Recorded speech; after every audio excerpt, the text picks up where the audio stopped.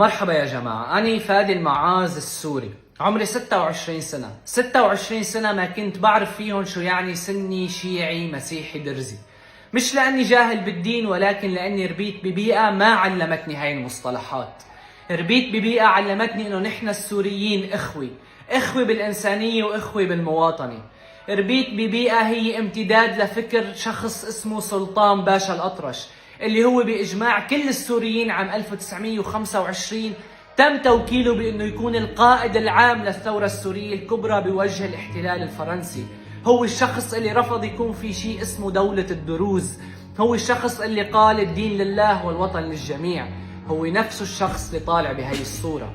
هي الصورة اللي عم تتدنس هلق من أشخاص مشكلتهم الوحيدة مع سلطان باشا الأطرش إنه درزي. ما بعرف مين السوري اللي ممكن يقبل هذا الموضوع.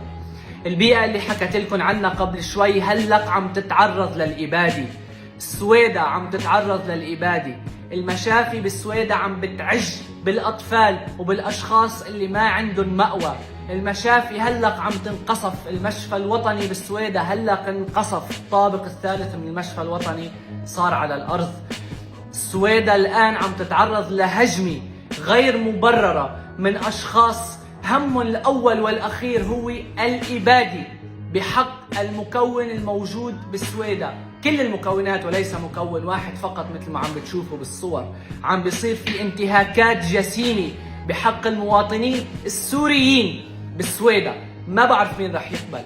أنا طالع عم احكي هلا لا بخوف ولا بضعف، لأنه عنا رجال بتاكل راس الحي، مش خايفين قد شعره.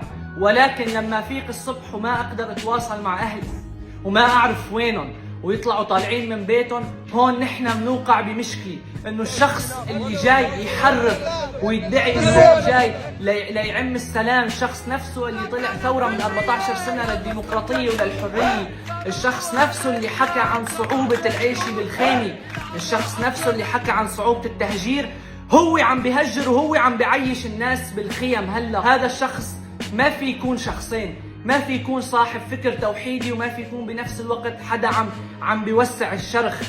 السويدة انتهى موضوعها. الشرخ الاجتماعي والانقسام الاجتماعي والانفصال الاجتماعي اللي صار قبل الانفصال السياسي للأسف.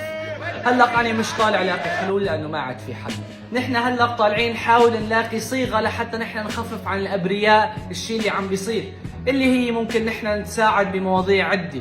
بوجه مناشدة لكل الأشخاص اللي عن جد قادرة تساعد بشكل إنساني، لكل الحكومات، لكل الدول المجاورة والبعيدة اللي عن جد بتمس الإنسانية وبمس الإنسان، وليس فقط حبر على ورق وشعارات وهمية.